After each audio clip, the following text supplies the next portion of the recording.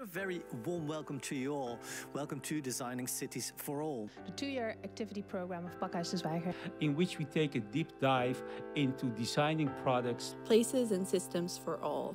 At every level, we can see certain communities being marginalized, being taken advantage of, and it's all part of the design. When you're neurodiverse, you're in a world that isn't designed for you. We're not the only species on the planet. The city needs to be also a city for the other species. And we need to do something because the old structures in which we worked don't work.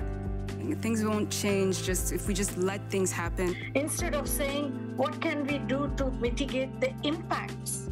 We need to start asking ourselves, what is causing that? Design is political, that we need to design processes, that we are all different, but there are things that unite us. These are the things that need to be on the table, that need to be recovered in order to redesign the society. Everything around us was once designed and can therefore be redesigned. How do we teach design in a way where students can be really critical of the systems of power that have informed and dominated design? Inclusion happens by design or not at all. I think it's always some kind of a co-creation process, and you have to make very little steps and then figure out together what works and what doesn't. It takes as much time to do something good as it takes time to do something bad. All design tells a story. But there's also a bit of a need to not just write ourselves into the past, but also kind of write ourselves into the future. I invite you so much to join my path of liberation, and I'm hopefully being welcomed by your path of liberation. We have to heal collectively. We have to help each other understand some of these constructs that actually divide us. Not fitting in was a blessing, or I would have turned out just like you.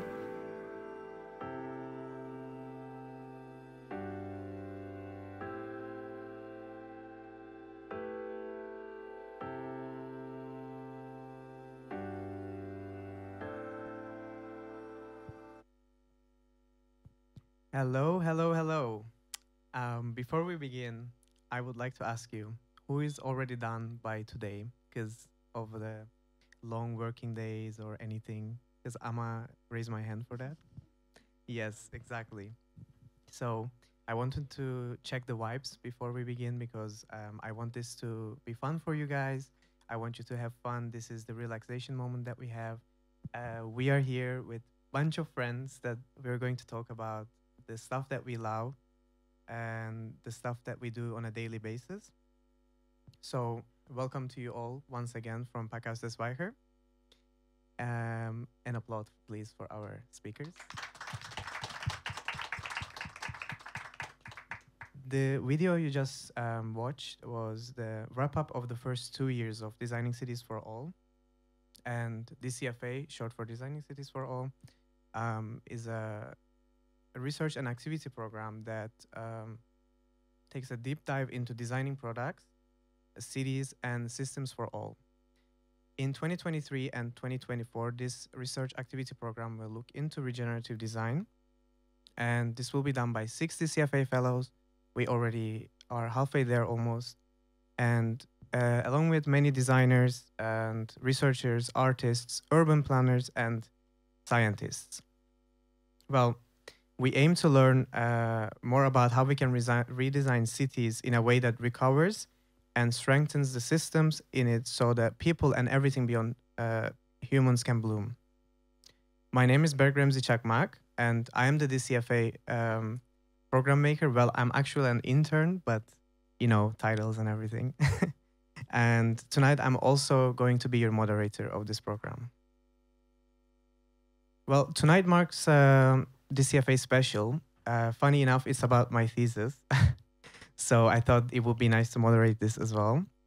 Well, during this program, Voices of Unheard, Designing Belonging, we will be talking about the lived experiences of first-generation residents in the Netherlands in 3 different dimensions, namely healthcare, public spaces, and mental health. These dimensions will also include factors like sense of belonging, inclusion, and equity. Prior to this program, we had what's it called, healing session with Family of Academics Minds. It's an association based at the Vrije Universiteit Amsterdam, where we asked these first generation students, do they feel at home? Do they feel like they belong here? And as you can imagine, the answers to this was not really as positive as you can think of. There were a lot of people that didn't really feel like they were at home. So this program here, we invite multiple people from different professional backgrounds who are focused on sense of belonging, and specifically for first generation population in the Netherlands. And at the end of this program, I hope that we can get some tangible examples of what is sense of belonging and how can we improve the situation here in the Netherlands. And we will be closing the program with a beautiful spoken words performance by Jonathan Chain Fu and Kavita Malviya as a duet. I'm really looking forward to that. So let's introduce our speakers. We have Danny Sukhern-Singh, who is a co-founder of FAM. And funny enough, we have another co-founder here, Sergio. Hi there. Why are you looking back? There's no one behind you. And Danny is also an inclusion and diversity advisor. We have Francis Gabriel Aldas, who is a psychology student at the FU and the chairwoman of FAM. We have Jonathan Chain Fu, who is a spoken word artist, writer, and a researcher. Basha Janya. Oh my God, I knew I was gonna do this. Did great. Thank you. And she's a researcher and visual storyteller. And lastly, at the audience, we have Kavita Malviya, who is also a spoken word artist and a poet. So, without further ado, Francis. Hi. Hello there. You are the chairwoman of FAM, obviously. We mentioned that. But I want to ask you, like, what is FAM? Like, can you tell us a little bit about FAM? Of course, my pleasure. Yeah, FAM is a student association. We started 3 years ago. Mostly because once you go to university, you know about university life. People go to associations. You want to know it's the best time of your life, right? The student life. But for many of us, like me, I'm also first generation, I was a bit skeptical because I was thinking, I don't see myself really fitting into these traditional associations, which is fine. But I felt like, hey, I will probably miss out on a lot of fun stuff that they tell me about. But this association is really for those kind of people that really want to have the student life experience, but feel a little bit more connected with people that are like-minded. So other first-generation students or people that have a bicultural background, or maybe international students, but also a lot of Dutchies that just want to connect with people that are open to new experiences and just have a little safe space within the university. So instead of focusing on the traditional, maybe like for sometimes drinking culture, for example, we focus on building a community. We really focus on that, really a sense of belonging and making a safe space so we can really thrive and learn and be with each other. And that's something I really am passionate about. And and make an association for everyone and feel everyone included. Yeah. Nice, we thank have you. Some visuals already. Yeah, it's trigger warning, guys. There's an ugly picture of me coming soon, and I'm really scared of that one. Well, this is no. Why did you go there? Well, so can you tell us a little bit about these visuals? Of course, like. Well, the most, as you know, can you go a little bit back to the first 3 ones? Yeah. So this is a traditional board pictures you see from associations, right? So because we started from zero, we go with the flow with the traditions. You usually have this big, this fancy, how do you say this? Suits that you have. So we're following that. But we really want to honor our culture as well and our backgrounds, because we're not just, we don't just want to fit in, we want also to show who we really are, because it's also part of us. So we decided to make our own new tradition, which is our board picture, but with our cultural where we're from. So if you can go to the other ones. So these are the 3 first boards that we have, the traditional pictures. And then we have our cultural board pictures, which showcase the diversity we have within our association and our members, to really, show who we are. Well, thank you. Yeah. Well, we're talking about FAM, and since one of the co-founders is sitting next to me, obviously I need to ask Danny, how did this idea of FAM come to life? First of all, thank you all so much for having us here and for being here. How did the idea of FAM come to life? Actually, it started from an exchange program. So here in the Netherlands, most of the universities are commuter universities. So that means people go to the university and then go home after. That means there's a culture of going home, and it's quite fractured. So universities here claim to do stuff on diversity and inclusion, which was not actually true, and is still not true for a great matter. So we had the privilege with a select few, and Sergio was there also, to go to UCLA. That's a university in the US. And what we saw there is how people organized in different ways, right? And in the US, there's a strong campus culture. And we saw that how that fruitful soil that you create when you bring people together, you bring facilities together, you bring money together, you also bring culture together, you bring heritage together, you bring a lineage together, what that means for students. Especially when you talk about first-generation students here, right? It's a very isolated experience. So when we went to the US, we basically saw what was possible. Came back to the Netherlands, and then we asked, is this possible to do here? And then the answer was like, no, not really, at least within the university. So we stayed on that idea. We really persevered. We really checked, like, how can we make this work? And in our privilege and our luck as well, there was a grant coming from the Ministry of Education, which we filed for, which was the original idea behind FAM, is having a support base within the university for first-generation students with a migration background and the full spectrum of diversity. To be paired up to a first-year student, second-year student, third-year student, a master's student in the forms of families. That's why the name is still FAM. And through that grant, we were able to actually do it. So not through the university. We had a lot of actually trouble with the university also, as everybody here knows about. There was a lot of frictions, but because that first financial initiative and also our vision to become independent, we are now where we're at. Beautiful. Yeah, maybe Francis can tell something about that, where we're at right now in terms of how many students we have and the successes we've had. Definitely, only in 3 years we have over 300 members, which is quite big for a new association. We have over 15 partners, and we're open to all students, and we're growing and growing. But it just showcased the demand of this. Just in 3 years, we've grown massively, exponentially, and we're growing and growing.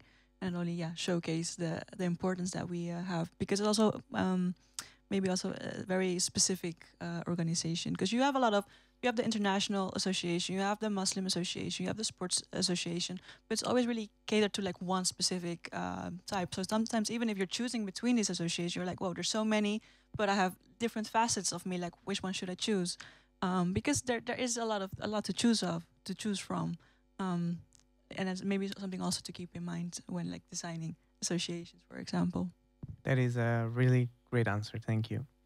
And Francis, I must actually ask you, because you are a first-generation student who is born and raised in Amsterdam, which is correct, like diamond, hard to find these days. Can you give us an example of growing up here? How was it? Did you have any difficulties in belonging? Sure, of course. Yeah, so I was born here in Amsterdam. So I grew up here. My first language is Spanish. My parents are from South America, from Colombia and Ecuador. So we spoke Spanish at home. And I think, for many, when you grow up bilingually, you learn Dutch at school and you speak the other language at home. So sometimes, I think it always starts at primary, right? When you do the exams, of course, like math and everything, you get there, and if you have the brains, you will get there. But we don't grow up with learning the, how do you say gezegdes? The expressions, for example. And you really get minus points for that on your exam, and you can't really help about it. So it sometimes feels a bit like you're a bit helpless. And of course, the teacher tries to help you and everything. But sometimes it also feels like the teacher doesn't believe in you just like the other students, or they don't support you in the way that you wish they would support you. So then they were like, oh no, it takes too much time and too much effort to really help you get on the same level. So we're just gonna put you with the other kids, or maybe you just have to do another level of education, which is sad, because these students, they have potential, and with the right guidance, you can really, make it easier for them to, for example, reach university or reach to the correct, because the school system should direct the kids to where they flourish the best, right? That's how the system should work. But there's another level to that is just not doing it. And that's just a shame. So I think that's maybe the first example that comes to my mind. But I think it already starts in primary school, yeah. But this is very interesting because, Danny, you also worked as a policymaker at the FU, right? You were working at diversity office. As it cannot be related to, high school level, this could relate to other forms of education as well. So what do you think about this? But at the same time, do you think this is very generalizable to the whole Netherlands, or is this like very Amsterdam specific when it comes to exclusion cases? I believe also we're dealing right now with a generation that is dealing with a big gap. When you look at education, there's a big lack in, how do you say that? The new things that are happening in the world, the internationalization, everything that we're seeing, education has not caught up yet. Faculty and staff has not caught up yet. So there's a big discrepancy in what younger people demand from education and what institutions can offer in terms of education, also then going to this belonging question. So, yeah. Perfect, That's one part of it. Well, Jonathan, you are here to give us a spoken words performance today. But before, of course, we go into that, I would like to ask you some questions. Because you also do research at FU, at Athena Institute. And, well, I don't want to really go into much detail in your research because I don't want you to steal the spotlight from the others.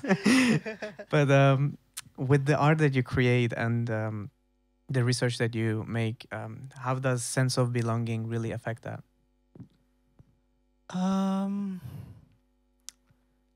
So I'm from Suriname, and I moved here 4 years ago. And Suriname and the Netherlands have this colonial tie. We used to be a colony. And ever since I moved here, I'm so much more aware of the colonial structures that still exist in the society, both in the Netherlands and back home. It's like the belly of the beast, where you see kind of the source of where it comes from. And with poetry and art, I kind of make what I encounter, what I feel in my body, what I see around me. So that's also what I create. I create out of both the exclusion that I experience, but also the home that you find in these little small spaces. Yeah. All right. But like when you mentioned your Surinamese origins, because Suriname is a very diverse country. When you see it has a lot of roots, and I wonder the harmony of these communities. Do you see that working in favor of sense of belonging? Do you think this togetherness of different communities functioning as one is a sign of sense of belonging, increasing that? It's a complex question. Suriname has different ethnicities, and I myself am a mix of almost all of those. I'm Chinese, indigenous, Japanese, Jewish, like almost all ethnicities, except like Indian, Hindustani. That's the only one I don't have. You can find in me. So I was also raised with all those cultures. And the similar as here in the Netherlands, you have mixed people, and sometimes you don't really know what your identity is. So that's also what I felt, that you're everything, but you're also nothing. But like the motto of Suriname, because we come from this divide and conquer and colonial kind of structure. We also recognize the shared pain of each ethnic group, and that kind of ties us as well. So we often refer to the mosque and the synagogue in Suriname that are right next to each other. How we always celebrate. We have so many natural holidays. Every ethnic group has a natural holiday, and then you share. Every culture feels like your culture. So that's kind of what I grew up with. But then being in the Netherlands, then I've become more critical of that as well, because we also have a lot of ethnic tensions. And after independence, there were political parties that were created based on ethnicity. So you had like a Japanese party, an Hindustani party, and sometimes you can also see that come back in the policies of the countries and also who gets included or excluded. So it's a bit of both, yeah. I can imagine that it's a very complex situation. But thank you. Basha. Yes. Hey there. Hello. How are you doing? I'm good. How are you? I'm good. So you're a researcher. I am. And a very interesting one, I must say, because the first time I saw you perform, the way that you transform your research and show it to the people, it's something like mind-blowing. I should say this because like the first time we went to the event together with Jonathan, I was like, damn, you can do this with your research and not be like this boring paper that says, oh, significantly increasing the risk of something. Like, you don't want that, right? More research is needed. Exactly. So tell us a little bit about what you do. Yeah, thank you. So I moved to Amsterdam about 2 years ago, and I came here to do my master's, actually. And I'm also a student at the VU, in the same institute, actually, that Jonathan is in. And this master's is a master's of global health research. And I knew I wanted to be a researcher. I've been a professional asker of questions since I was very young. And I wanted to understand more, what are the intricacies of health, especially after COVID and the global pandemic that we went through. I realized this was going to be a very pressing issue. But what you'll realize is once you get into research is it's very much an academic silo in many ways. Often research is published and it goes into journals, which you have to pay a lot of money to have access to unless you're a student at an institution. And who reads this research? Your colleagues, other people who are interested, maybe your mom. So I started to realize that I didn't want my research or research that I engaged in to be closed off. I want it to be accessible. And I love stories. I'm a storyteller myself, and I find stories to be a very beautiful way of making research accessible. And when we look back to, you know, at least in my cultural heritage of Senegal, where I'm from, we have orators known as griots. And you'll find them at weddings, you'll find them at baptisms. And these are storytellers, academics, sociologists, but they tell stories of lineages, of knowledge. And a lot of how we've passed on, you know, knowledge and research, especially indigenous research over millennia, has been through stories, through performance, through art, through cultural and emotional expression. And so I really wanted to take the research that I was doing, both in my academic and professional world, but also my personal interest. I'm a scholar of traditional medicine and alternative healing. So for the past 4 years, I've worked with traditional healers in various different contexts. And I'm fascinated with the stories that are not told, the stories that are not in the mainstream. So for me, this became really about inclusion, about validating these stories, about giving platform to the voices that we don't hear, to reclaim these narratives. Well, that's lovely. And you do also work on holistic care, right? Can you tell us a little bit about what holistic care is for those who don't know? Yeah, so I think when we look at healthcare, when we think about being well or being healthy, culturally, there are many different ways of looking at this, right? In Senegal, where I'm from, we have an expression that goes, Nit nite garabam. And this expression means man is man's remedy. The people are the people's medicine, right? So it is also through community, through well-being, through expression, through space to express one's identity that we also find healing. And so throughout my own life and my own process of seeking well-being and healing, I often would find myself going to doctors. For instance, 2-3 years ago, I went to the doctor. I was very sick. I couldn't eat. I wasn't feeling well. And we ran all these blood tests, and we looked at my vitals, and we did everything possible. And at the end of it, he sat me down, and he said, yeah, there's nothing that I can see that's wrong with you. But he said to me, do you speak to God? I said, ooh, touchy. No, not right now. No, I don't. And that sort of opened up my eyes to, okay, maybe there's something going on in my spirit right now that's deeper than what kind of medicine I might need or what kind of other way I'm seeking care. And so I think holistic medicine to me and holistic well-being is about the full roundedness of what it means to be well, which is different in different cultures. And in my research academically and professionally, I'm very interested in what it means to be healthy in different cultures and contexts, and also what kind of care do we seek?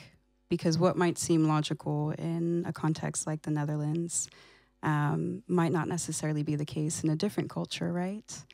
So holistic care for me is about the full rounded picture of well-being. All right. And all this research that you do, where do they go?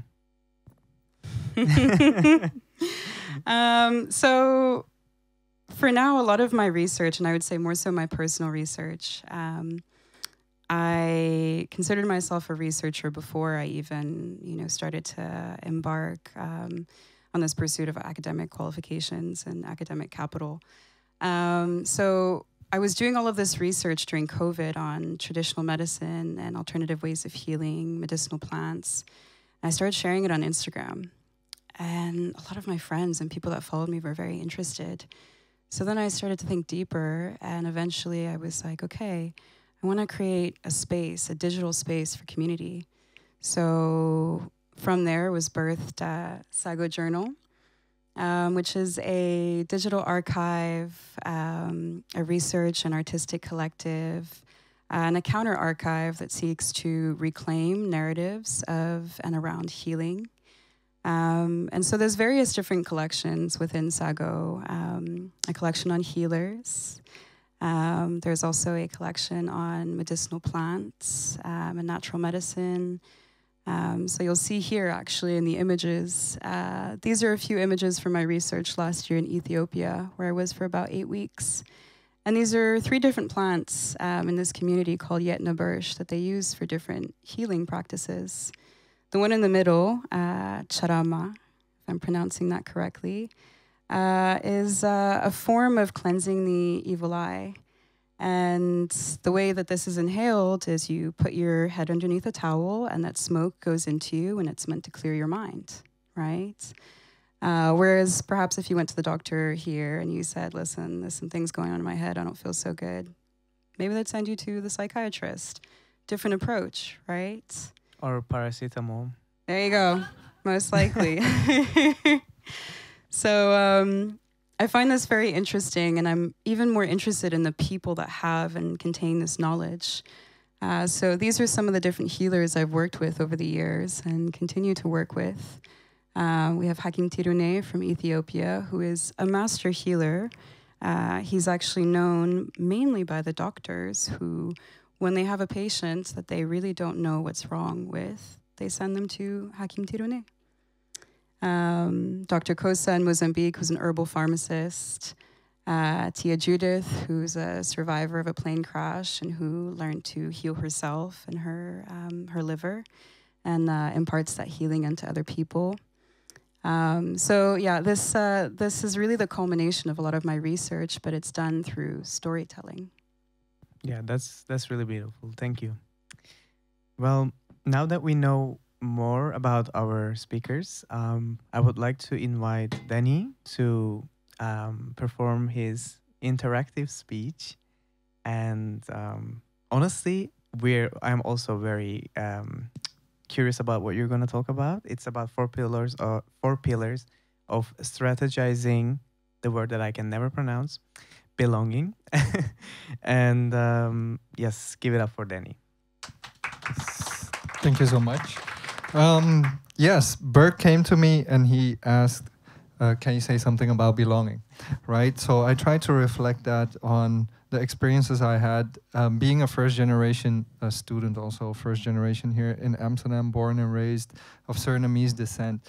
And really, I like strategy, so I just coupled strategy on belonging, which sometimes is a contradiction. Strategy often seems like innovation, capitalism, industrialization, and so forth. But there is definitely a way that we can strategize belonging to create the fruitful soil that we need to grow and, how you said, to flourish, right?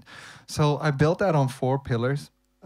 Actually, I was thinking about how can we get this logical line in there that we can also energetically resonate with. So the 4 pillars I'm going to talk about is first the history. History around belonging, and also what is non-belonging. Then we're going to talk about the personal, but also the communal. And then after, I want to tie it back into the institutional, because living in the Netherlands or being in a Western context, the institution is that which we are in right now. So to start off with the history, and when we talk about the history of belonging, we must understand that we're in the West right now, we're in the Netherlands right now, and then when you talk about belonging, this is a very weaponized concept. When you talk about inclusion, it's all hot and really cute right now that everybody's doing diversity and inclusion. But the original exclusion dates back from almost 500 years ago. That is the colonial exclusion of who can be human and who cannot be human, right? So we're going to answer these questions, and we're engaging with all this context, but it has been really like 500 years of effort. So this is not something new that we're talking about. So then when you look at belonging right now from a first generation perspective, or somebody that migrated to the Netherlands, you must start at the beginning. So in the Netherlands, it's actually pretty funny. And this is also one of my experiences growing up here, going to elementary school, going up to high school, going to university, going in the whole institution, being sucked into the institution for a little bit of money. So what you go through is 2 points. You have the history that the Netherlands tells, and then you have the actual history of the Netherlands, in which also you can find yourself. And there is a big gap in between these 2 histories. So what you see in the Netherlands as an institutional history, you cannot find yourself in that. But for some reason, I was created by the Netherlands. I'm Surinamese. The Netherlands had a whole colonial project of almost 600 years to create me as a clerk. So we must start to understand what exclusion is and this non-belonging. This is an engineered concept. This didn't come out of nowhere. So when we talk about exclusion, why would you exclude people, right? Because you want them to be somewhere where you don't want them at, right? So if you see that in a colonial context, we see that people have been dehumanized for what? So they can be commodified and create profits that we enjoy up until this day, that the infrastructure of also this city and also this country has been built upon. So we must not be disillusioned that we're all fighting for belonging and inclusion and it's all cute and everybody can sing Kumbaya. No, this has very deep roots in a very systematic way of making people feel that they not belong. So on one side, you have the history that the Netherlands tells themselves. This is the norm. This is the institutional norm. This is what is in the education books from the moment that you go to elementary school up until you can ask some questions in university. This is kind of sort of set in stone. And then when you engage with that, you see that you cannot find yourself in that history. while I was the profit machine of that history, right? So if you cannot find yourself, this sense of non-belonging is already created from a very young age, from an age where you cannot even question literally with your words what this experience is, right? So you will have to navigate that. There's a saying that says racism knows no age, also for sexism, also for all the other isms and phobias, right? So when you look at it historically, we must see these two lines. Where does the Netherlands tell the story, and where do you find yourself in that story? Because somewhere it needs to connect. So that in that difference, we can see non-belonging being birthed. We can tell the historical story of exclusion and where it comes from. So then what comes out of that is actually pretty interesting to see, and also how the Netherlands governs itself, right? So when you look at the Netherlands in the first waves of immigration, that started with the Moluccan people coming to the Netherlands. People come from the Dutch East Indies, right? And the Netherlands always had an assimilation policy. And what assimilation means is that there is a one-way street of how to behave, how to conduct yourself, what to become when you engage with the Netherlands. This goes back to the dominant view, the history that the Netherlands writes about itself. And they say, oftenly, they say history is written by the victors. But modern day history is written by the most violent, who then proclaim themselves to be the victors, right? So when you see this history and you start to engage with it and you start to learn about your own history and you start to connect the dots, and this comes with a lot of first-generation people at a very late age, because this knowledge is just not accessible enough. It's not in the history books or in your first grade teachers' classes, right? So what then happens is you have this assimilation policy that basically tells you, in order to be successful, you must get good grades. But what do you need to get good grades in the Netherlands when you have, let's say, a history text? You just need to memorize what all the colonizers did without putting smut on their names, or to actually say the atrocities that they have committed, right? You just need to reproduce the same in order to get these good grades, to jump through these hoops. And then after a while, it starts affecting you, right? You think like, oh, why are my grades going bad? Why do I feel excluded? Why can I not find myself in these contexts? There is reasons for that, because neo-colonially, if you are subjugated to the bottom layer of society, you can do all the physical labor, you can do all the dirty work, you can do all the work that is labeled for immigrants, right? So there is this stigma that comes with that. And also when you talk about assimilation, right? That comes with these words as allochtoon, everybody knows it, migrant. That also comes with criminalization.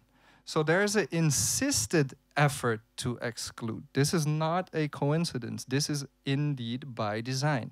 So then I wanted to make the bridge towards the personal, because here it becomes nice, because you get some kind of agency back. So you have this historical line.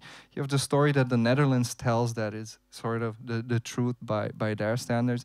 And then you have your own histories and the Netherlands' true history. So as a person, you have all these feelings, these thoughts, emotions. You have like a physical body and stuff like that, and you have these energies. And that is a gauge of your senses, because when you sense, you feel like, oh, something is off, right? You're at school, you're like, why can I not engage with this? And then at university, why are my questions all of a sudden too critical and all that stuff? So this is a point for us where we can actually start recalibrating ourselves. This is a thing that you can monitor yourself. You can feel when you're disbalanced. You can feel when you belong or you don't belong. You can interact with that. So the point I wanted to make is, where and how does this point of recalibration come? Right? There is this whole woke question and everything that is being absorbed by the right-wing media and the whole like right side of Dutch society of woke, right? But the original meaning of woke was like, you're aware of your history. It's very simple. It's nothing more. It's nothing less. You're just aware of your history. And that comes with a lot of trash. You know, a lot of infliction of violence, a lot of subjugation that comes with that. So that recalibration is really, where do you want your story to start? You know, how do you want to balance yourself out? If there's a whole country that you happen to live in that denies your existence and denies your humanity, where do you then to start? You know, where do you start? Where do you start to belong? And that really happens with yourself, truly, when you look at your own. I see you want to engage. Yeah, go ahead, no, go I'm, ahead, go ahead. Yeah. I just don't want to project all the time. Yeah, no, I wanted to turn it personal and ask you, how do you recalibrate? Thank you so much for that question. I try to do that on a daily basis. I try to naturalize my food, so I really now pay attention to sugars and like hyper processed stuff. And I would say also one part of that is I recently started learning about my own heritage, my own Surinamese heritage. As you also know, Jonathan, like the lid has been opened on the Dutch colonial past. You can go into these archives. And I recently learned that my family only exists in Suriname and a couple people here, because the last name and the whole heritage was butchered by Dutch accounting. So these are all like little nuggets. And then I ask in Suriname, like, where did my family come from? How did they live their life? And there's also beauty in that. Even though there was colonial oppressions, there were still beauties. People still danced. People still shared food. People still had a connection to the soil that they had to work in, right? So it actually came later, I would say at my early 20s, when I broke down from all the exclusion and outward facing things, but it forced me to look inward in some kind of way. So that is really where I started. I think this is a very nice topic to talk about in the later part of it. Yeah. Because I want to open the platform for 1 or 2 questions in the audience so far, and also get a vibe check and how everybody's doing. Is everyone doing good? Is that how you say good? Louder, louder, yes? Everyone doing good? Woo. Okay. So also just a reminder, if you're watching us online, and if you have any questions, you can go to menti.com and then insert the code 1734-9881. I will repeat it again. 1734-9881. So, any questions? You just heard a man preach about decolonization and you have 0 questions?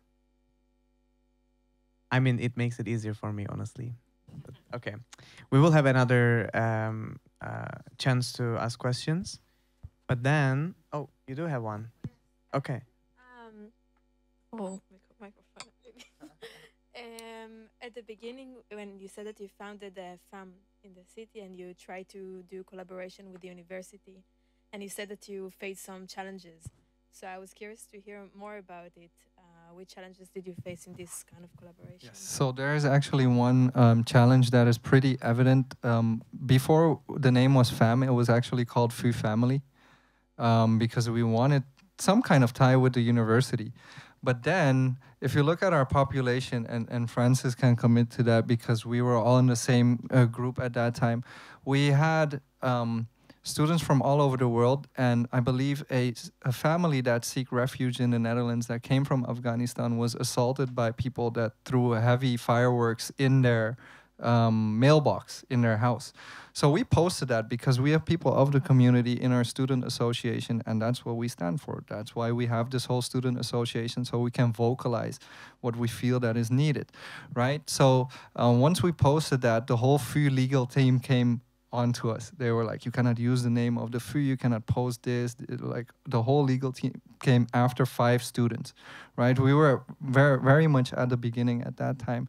So that actually we seeked a connection with the diversity office at the FU, but then we tried to involve them, but their legal side of the diversity office couldn't mend what the whole legal team of the FU was doing to us. So they're basically trying to in the Kiemsmoor, what is that in English? Like to kill it from the root, right, from the seed. So what we basically then decided is, okay, then we still need to safeguard all these people, because there was a great demand for this. Like the events that we organized were very highly visited. It was a great vibe. It was really the inception of what the Student Association was there. And then we made some decisions that we profit off of today. We made a decision that we wanted to be independent. So we started to invest in partners. We started to seek funds from out of the university as well. And that's how we started growing. So back then it was 5 students, but now, as Francis said, it's already 300 students. So you need to understand, what do you want to leverage and how do you want to leverage it? Because it's really easy for a university just to let their iron hammer drop when they don't like you.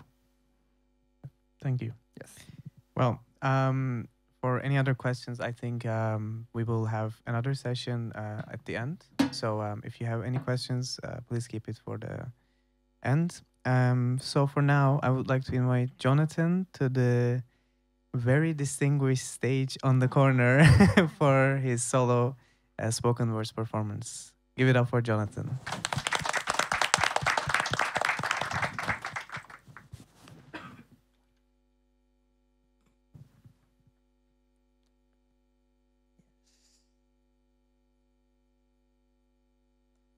So I already mentioned I'm from Suriname, and right now I'm also doing research about my Japanese side of my family. The pictures you see here are of Japanese indentured laborers. So after slavery got abolished, first you had Chinese and then Hindustani, Indian indentured laborers that worked on the plantations. And after that, Japanese people were recruited and often kidnapped from Indonesia to work on the plantations. And my great-grandmother was one of those people. So the poem that I will do now is kind of an ode to the Japanese women and the Japanese people that made that journey from Indonesia to Suriname.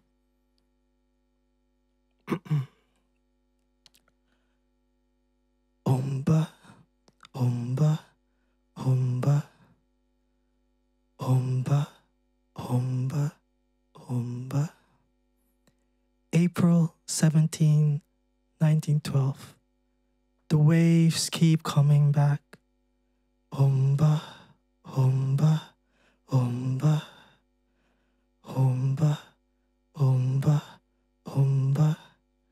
Every night she dreamt of the sea, the last waves caressing the earth, a last kiss, farewell, goodbye.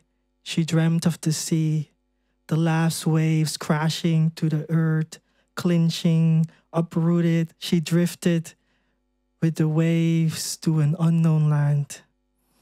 Omba, omba, omba, omba, omba, omba. The waves keep coming back.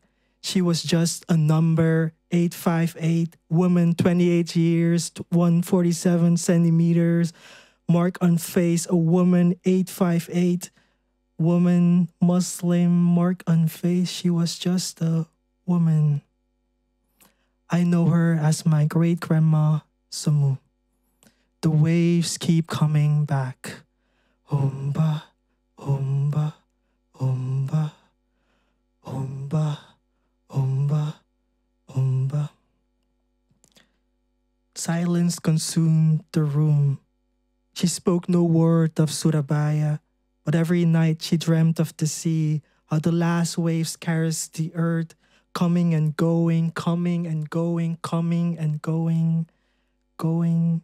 Her arms reaching out one last time, holding on to the earth, memories, family, her homeland. She dreamt of a last farewell, a last kiss. I love you. I miss you. Goodbye. Omba, omba, omba. The waves went away and took pieces of her identity. The waves keep coming back. Sopakowe, who are you? My blood is murky, mixed, not Japanese, Surinamese enough, not Indonesian. My identity is shattered islands, oceans apart. Sapa kowe, who are you? Whenever I forget who I am, I always go back to the sea, scatter jasmine flowers. I trace imaginary lines back to the steps of my ancestors, back to Surabaya, Kediri, Plantation Voorburg, Waterland, Leiding, Khorasan. When I forget who I am, I always go back to the sea, scatter jasmine flowers, trace imaginary lines back to my ancestors. I hear their voices to the crashing waves. Sapa kowe, who are you? Omba, omba, omba, omba, omba, omba. I go back to the sea, endless waves, back to my identity, shattered islands, oceans apart. I go back to the wreck, the pain, trauma, sorrow, flow over and through the present. Whenever I forget who I am, I always go back to the sea. I dive deep into the archives, decaying photographs, stories. The waves keep coming back. The waves of colonialism taste bitter, sweet like sugar, cane, sugar, pain, sugar, blood, sugar, trauma. They flow over and through the present, through you, through me. The waves keep coming back. Omba, omba, omba. I go back to the sea, trace imaginary lines back to my ancestors. I feel their presence in the waves, always carried by the Japanese woman, by the mothers of mothers of mothers of mothers. Back in their selendang, they swing me back and forth, hold me, kiss me. Kita kene, we are here. Thank you.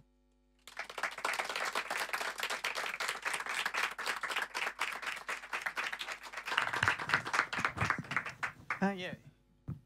Well, thank you so much. That was amazing. And I can't believe this is the first time I'm actually hearing you perform. But I'm really glad that I got to hear it.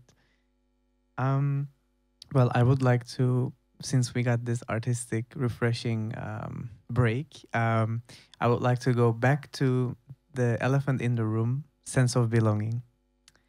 Danny, I kind of left, like, I feel like it's unfinished business, what you just talked about with recalibration. Yes. I would like to ask you, like, as these communities that suffer from not feeling at home, how can we recalibrate? Right. All right. So that's a pretty interesting question, right? Because recalibration depends on what you want to recalibrate.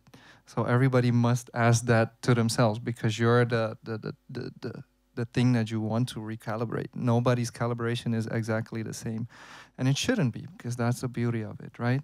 So when you go about recalibration, we were just talking about the historical elements of it, right? Know your history, know where you came from, also understand why you're here and how the country that you're in right now relates to the pressures that brought you here. Because a lot of people didn't want their countries to be bombed or destroyed into a factory for the colonizer, right? So we're still here at this point right now. So what can you do with yourself? How can you recalibrate yourself? That's a really intimate question. Also, we talked about your energies as a human being. You have your energies, you have your emotions, you have your physical body, and you have your thoughts. How do those align, right? Do some of them spiral out of control in some kind of ways? You can all monitor this, right? So combining all those things together, your history, the way you carry yourself right now, that's already a big chunk of recalibration. This is not really rocket science, but really paying also attention to yourself and allowing to give yourself the space. And this is where it gets tricky, because in the Netherlands, there's actually a Surinamese film. It's called Kong Isi Baka. I don't know if you know it, but it's pretty funny. And they say, like, oh, when you go to the Netherlands, prepare to pay for everything. because you have to pay for everything, you know, for the air, for the food, for everything you have to pay for. So this is where it gets interesting. So how do you create that space? How do you acknowledge that space for yourself to breathe? Because what we said is everybody needs money to pay for their rent, to pay for their groceries. And there's a price for that. We talked about assimilation in a way. You have to get this grade, you have to get to the next level. So there's a form of meritocracy. So meritocracy basically says it's a silent competition of who can do something the best. But the best is based on a colonial standard. How much profit can you get? How much like bigger can you industrialize? How much more units can you sell? Or how popular can you become? That's all like an industrialization idea. So where do you start creating this space then? That is actually the question that you must ask for yourself. And when you're young, it's hard because you want to get those good grades. You want to get that money. You want to figure out life in some kind of way. But that's oftenly the contradiction, right? Because what do you sacrifice?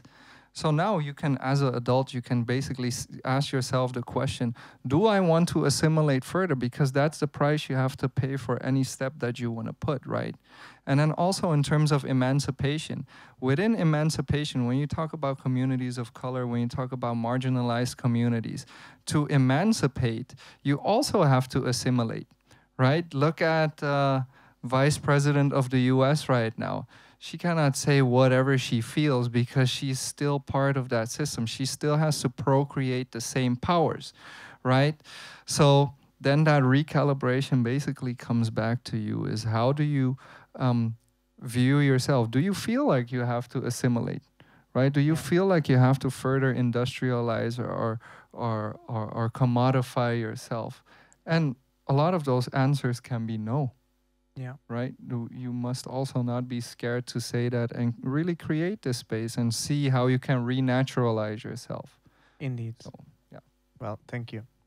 And Basha, I want to come back to you for holistic care because we talk about this sense of belonging, and I think this really applies in general concept, but I want to look into more about like healthcare, inclusion in healthcare. So this holistic care that we mentioned, how do you think this can be used as a way of creating sense of belonging in the healthcare in the Netherlands if it is incorporated here and not only for first-generation residents, but for everybody? Yeah, thank you for that question.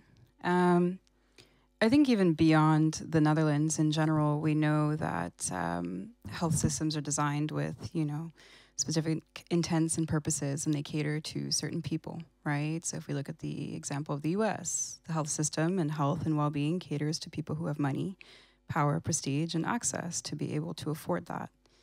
But we see the ways in which health systems are also designed to be exclusionary in the ways that they can, beyond being places where you can achieve a sense of belonging, for me, the more pressing issue is actually a sense of safety.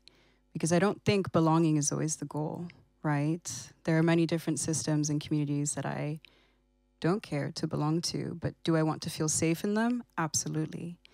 I think within the context of the Netherlands, my research is less focused on the Netherlands, but I have many colleagues who've done research in the Netherlands on maternal health, on vaccine, you know, uptake and rates. So one of my wonderful colleagues, actually, Salona, does research on obstetric violence. And we're inclined to think that the US is the main place where, you know, the majority of Black women are dying in childbirth because of lack of access to good care. Or not even a question of lack of access, but poor quality service, bias and pain management. But from what I understand as well through her research and the research of other colleagues is that this is very similar in the Netherlands with extremely high rates of maternal death as well. We see this also in access to, say, the HPV vaccine or any other vaccinations and how affordable or accessible they are to certain communities. So I think for me, the conversation is less about sense of belonging. It's also about how do we create safe spaces in healthcare for people to access the kind of healthcare that not only is culturally, socially, financially appropriate to them, but also values them as human beings.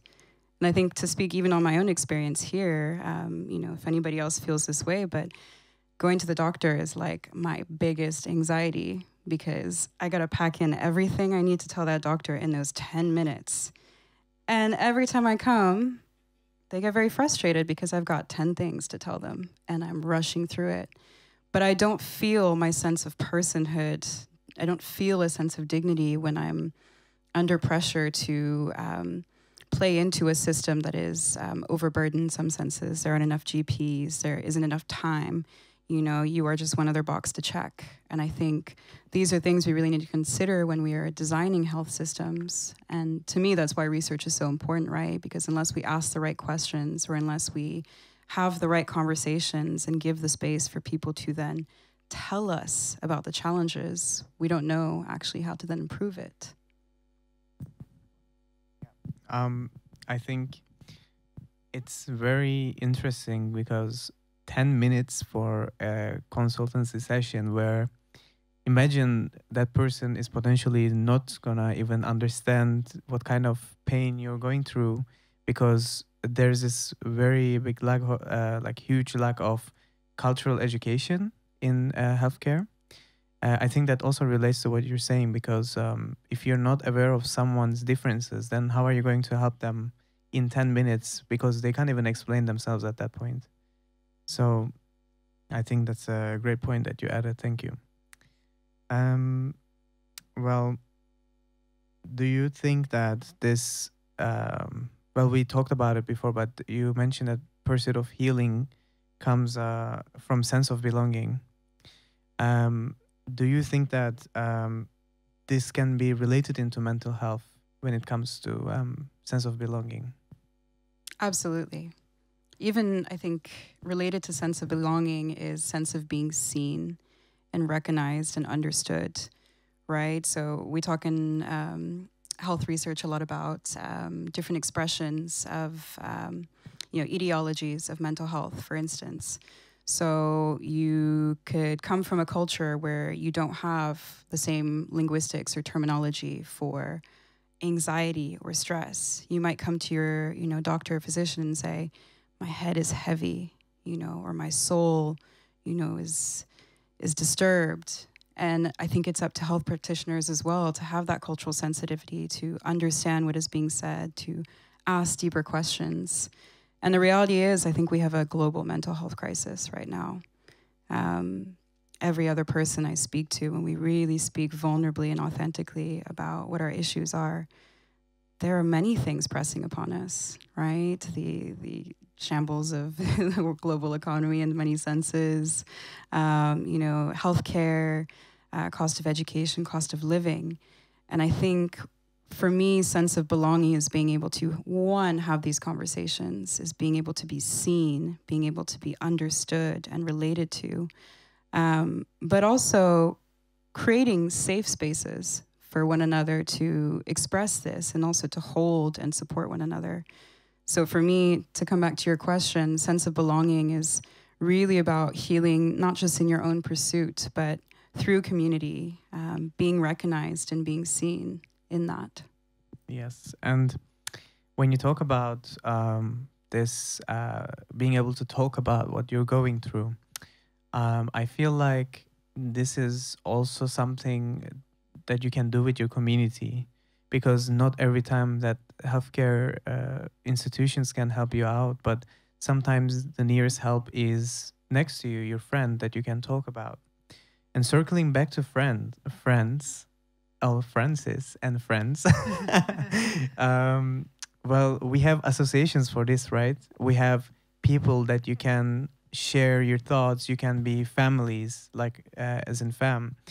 And but do you feel like associations like FAM are represented enough for people to be aware of the help that is near them? Thank you for your question. We're getting there. I think FAM is now a good representation, but it's not the only representation that is needed to achieve the bigger goal that we have. Of course, it's maybe we're maybe the first and the biggest one, but it shouldn't be like that. There's a long way to go, I think we've planted the seeds, so people at least have an example. We are creating the pathway, right? We are also not making our own network in this system, but of course we as Danny told, we face a lot of challenges.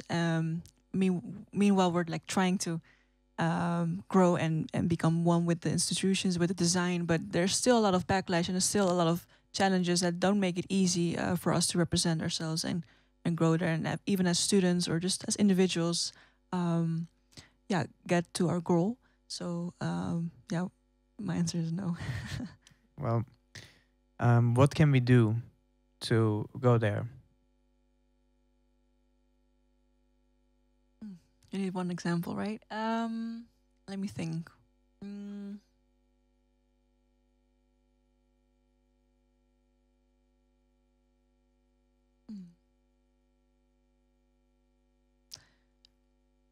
I think like everything in how everything works, just have the network, right? Have the good connections with people. So keeping good partnerships, getting to the right people. But that also shows, putting ourselves in higher positions, finding role models in higher positions, seeing what is possible, right? And that is also, I think, within for sense of belonging, seeing someone like you in a high position or in a position that aspires you to keep going, to not give up, and feel like, hey, I have some question about it. How can I get there? I think that representation is very important, and it adds to a sense of belonging, adds to a sense of safety as well. Because if someone else can do it, that is from the same background as you, that gives you some confidence, that gives you a safe feeling of like, hey, because most of the time you feel alienated or you feel quite alone or quite maybe stressed in this battle of life. It sounds a bit exaggerated, but sometimes it feels like this, especially for students. And it's very nice if you have that community that you can just walk up to and like say, hey, did you also go through this? How did you deal with this? And it's really, really about finding that people, building connections and really having each other's back. I think that really helps, but there's a long way to go and make ourselves more visible, definitely. Can I expand on that? Yeah.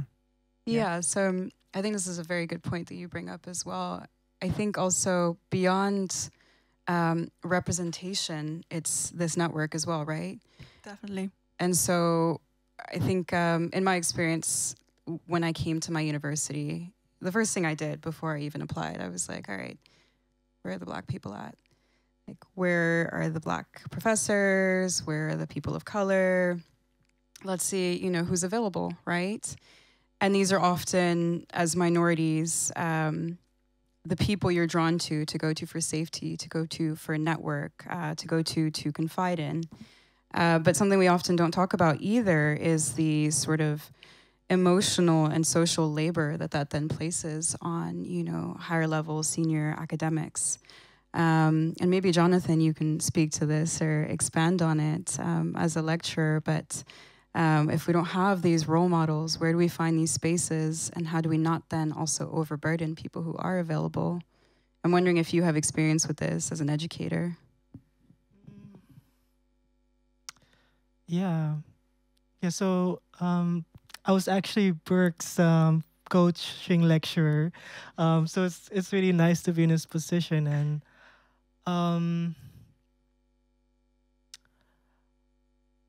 so it's also keeping in mind that there's this bigger institutional structure above like the lectures of colors that you also see. And sometimes you want to do things differently, but then it's just like, this is how it's always been. We can't change it. And for me, even if you can reach one student with changing like a course design, or in every course, I first try to kind of focus on making a connection with people, getting a sense of who people are, and tailoring the way you teach to those people. And last year was my first time teaching, so I did feel that burden of, I'm sucking as, like, you're fighting with yourself because you're like, I suck as a teacher, and you're all these negative things because you feel like you can't change the structures because I'm not the one in power. But at the same time, I also find myself drawn to other colleagues of color that struggle with the same things. And then I'm also in a diversity, inclusion, and equity and belonging group of our institution. And then we also try to think of what can we do together, how can we tackle these issues. So I do think that community is the way to not feel alienated. And I think there's this quote about that you can kind of something about use the master's tool to kind of rebuild. Do you know? Yeah, using the master's tools to build the master's house. Yeah. So you can't use the same tools that kind of are used for exclusion to also heal or also belong. So you have to kind of go towards not individual, the collective, not the extraction, but kind of active listening, understanding, empathy. Otherwise, you're kind of perpetuating the same structures. Definitely, and it's not only bottom up, but it needs to be top down as well. Yeah. But by the way, for the record, you were an amazing teacher. Because I like the topic that we discussed during our classes. It really needed some patience, especially for students who didn't understand what the concept of healing was, because that was the topic, obviously. It needed a lot of patience, but like you did it great. So thank you for that.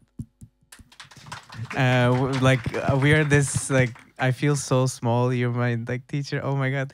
But now we're in this stage, and I'm really happy to hear your experience on this as well. Well, I would like to open the stage for sharing some reflections or questions from the audience. Any questions? Nada? Any reflection points? Well, I was thinking of something, but just slipped out of my mind. I do have. Oh, you do have one question? Okay, I will follow up after you. I'd like to first thank Jonathan for your performance. I found it very meaningful and touching. And there was a question about recalibration right after that, and I understood what you performed as a process of recalibrating or finding peace in all the noise that created us, and so I truly appreciated that. I did want to ask Asia. I'm sorry, I'm not sure if I have Basha. Bash. Sorry. I did want to ask you about kind of the notion of decolonizing healthcare, which is more of a, it's not so much healthcare as health fixing of, I guess, us as people that are meant to play into this colonial capitalist system. And I wonder, what's your position on the process that we may embark on in attempting to decolonize healthcare, because hopefully there will be more and more a multiplicity of voices within the healthcare system that will at least diversify the means by which we can heal. But I wonder if you think that should happen in parallel to, because I'm not sure about how that can actually take place. So whether those should be parallel systems, like you gave the example of, I'm not sure exactly where it was, but where if the doctor wasn't able to help that person, they sent the person to the healer. I wonder if those systems, or if you view those systems to be parallel, or whether they should, or how they can potentially integrate in the future, maybe in these very technocratic systems that we have in the global north and in Europe. Yeah, thank you. What's your name? Joseph. Thank you for your question, Joseph. Great question. I am moving further and further away from the notion of decolonization, because I think it's possibly the best word and framework that we have now to discuss and approach the kind of process we want to move towards. Decolonization was actually a colonial process of its own, right? It was, a process that colonizers used to describe them actually leaving the colonies and equipping them, or completely, retracting and pulling away in ways that were very violent often. So in my work, I'm thinking of it more and more as a practice of reimagining and reclaiming, retelling the story, right? And so a lot of my research framework, both this year in Zambia, where I was for the past 8 weeks studying traditional healing in the context of the medical system, and in Ethiopia last year, the framework that I approach this with is through medical pluralism, which is really looking as well at how do these different systems interact, feed into each other, dialogue with one another. I don't believe it should be a presumed notion that they should exist in parallel to each other, right? They do. That's just the reality of it. We have this statistic that goes around that approximately 80% of Africans turn to traditional healing or some form of alternative therapy, both in parallel, during, or separate from, traditional clinical care. The reality is, I think we have to make space for all of these conversations and all of these approaches, because humans are multifaceted with different needs, right? And when we think about a system that is inclusive of different kinds of practices of healing, when we think about a system and practitioners that are not even looking just at the physical realm that we experience, they're also looking at the ancestral realm. They're looking at the past. They're looking at this transgenerational pain and healing. I think this allows us to imagine new realities and also connect with past realities of the nature of the pain and suffering that we're experiencing that's tied to our past, but also inevitably tied to our future. And so I think this is, for me, a really beautiful notion that I'm able to really connect with, because, you'll see this all across the African continent, but as well in my culture. Your ancestors are part of all kinds of different processes because they're not of the past, they're here with us. And I think this is something to really consider in how we move forward in building new health systems, new ways of approaching and valorizing different ways of healing. So I don't have the answers. That's one of my favorite things to say, because I don't, and I don't know anybody that does, but I would like to see a world where, Hakim Tirune and Lalit Ait and any of the healers that I've worked with are really valorized for what they know. And to give you a story, when we went to go interview Hakim Tirune in Ethiopia, my translator was a medical doctor. And he was, very skeptical, very blasé. He'd just come off a 8-hour shift at the hospital. So he's like, all right, let's go do this. And I watched him become pleasantly surprised, like, wow, this man can name all of the symptoms of this disease. And I said, why are you shocked? And he said, well, I don't know. I just expected it to be less than that.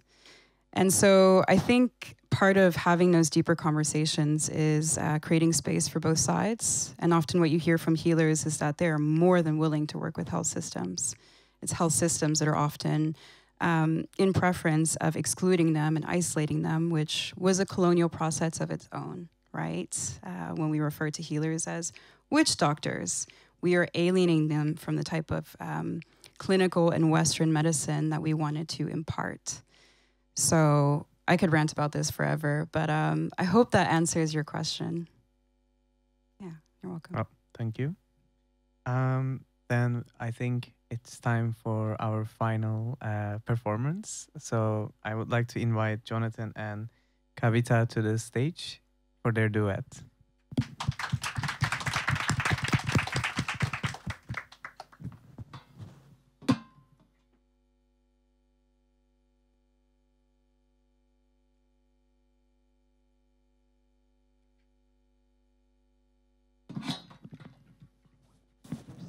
Setting up.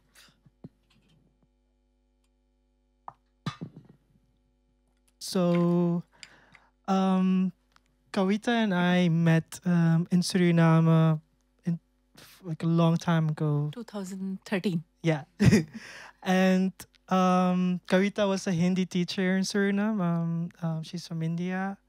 And I was going to yoga, and we connected so well. And she does poetry in Hindi. And we've had this dream of performing together, that I'm doing something in Sranantungod, English, and then we mix our languages together. And now she's here for a week. Then I told her, I'm performing, join me. So we're here. Thank you. Thank you very much. Thank you for having me here. Thank you, Jonathan, for giving me this chance. But when he told me about this belonging part, so that came naturally, because I was in Suriname for 4 years, and like so diversified country with so many nationalities. And during that time, I visited Amsterdam also.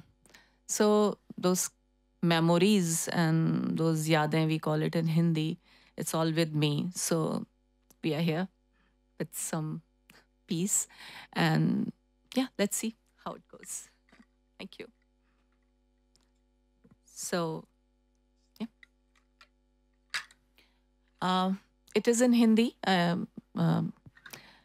let me tell you the gist, because every city has got another city inside it.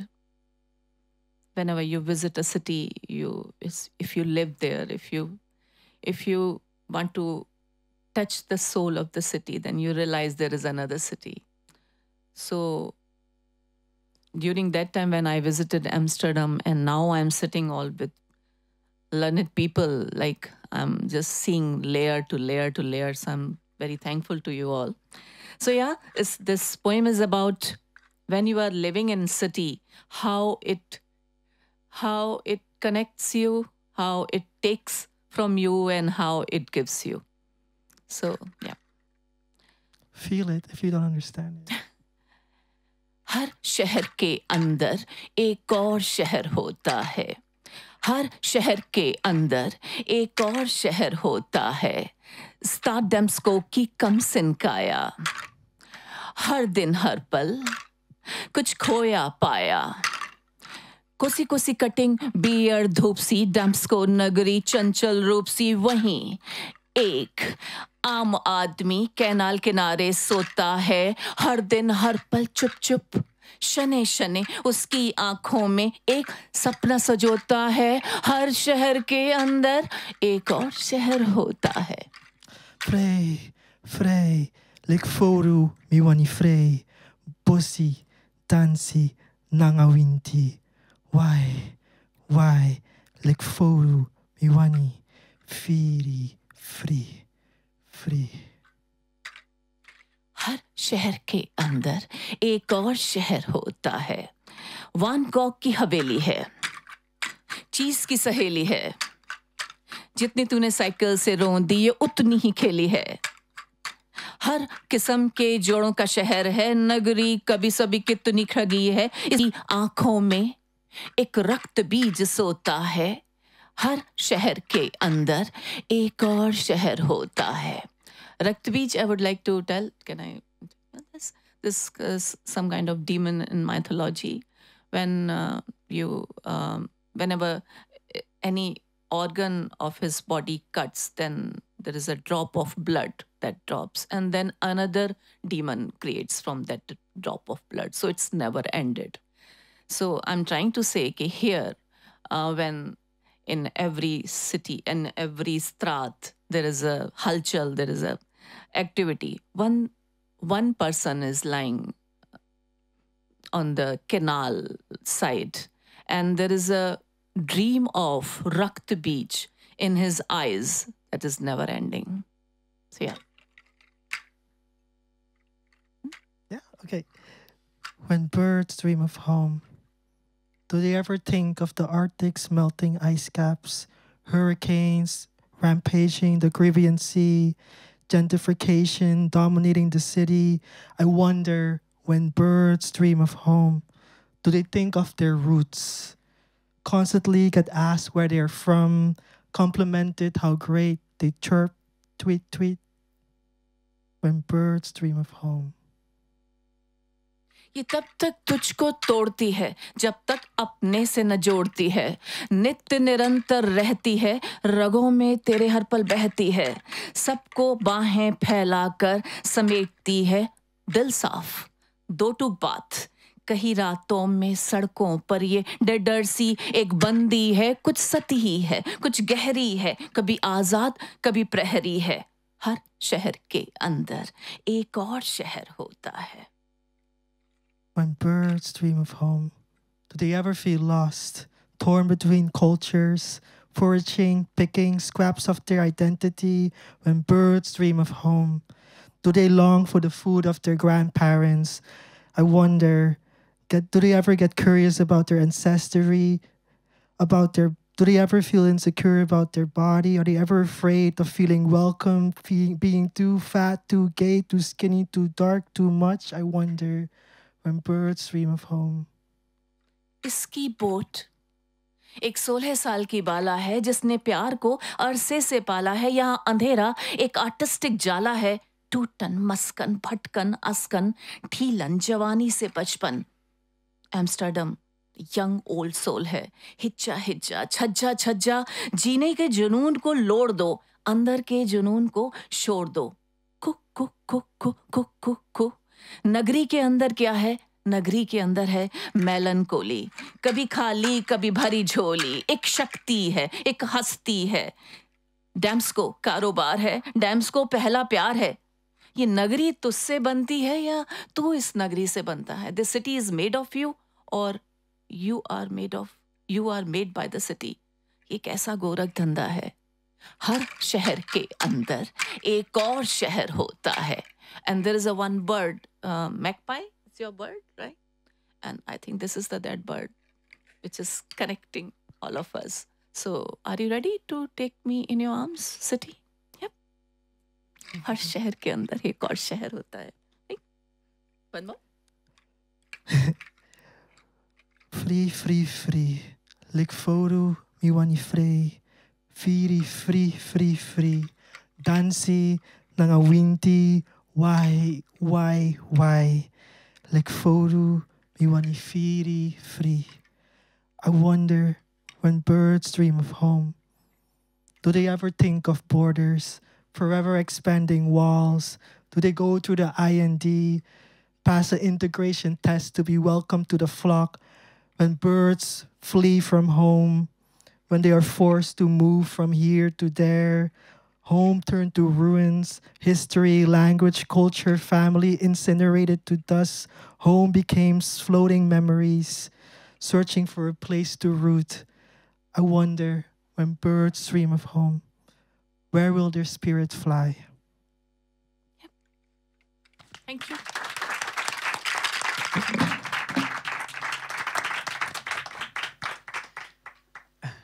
Thank you. Thank you so much to both of you. It was an amazing performance. I think even if I don't understand anything from what you said, the feeling was just there, you know, like I could feel the goosebumps on my arms. So thank you so much. Well, tonight we spoke about belonging and feeling different, feeling othered in a country that you live in. And we talked about how can we eliminate this? How can we make sure that we feel at home? How do we make sure that we are included? And I think we have some conclusion on this.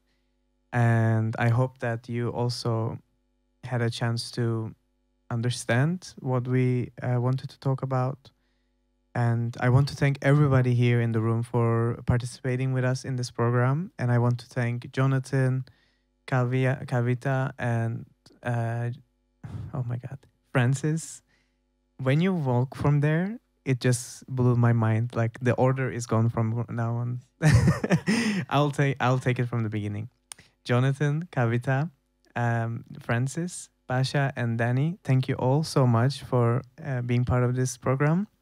And I would like to clap again because I'm so proud of you.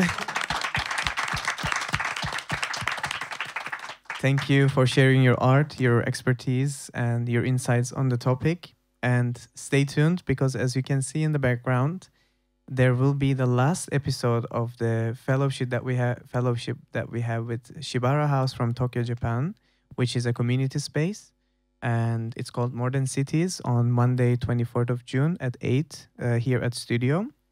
If you want to learn more about it, check deswijker.nl. And don't forget to become a friend of Pakhuis de Zwijger. And here you can scan the QR code to get more information about it. And thank you for coming here. And to watch back this episode, you can check deswijker.nl/DCFA. We also have a recording of other programs there as well. So have a great evening, guys. Can we also have a round of applause for Burke, who did amazing at moderating? Thank you. Yeah, as part of his thesis. First time, and who knows, maybe last time. But it was amazing. Thank you. Good job. All right. Great evening, guys.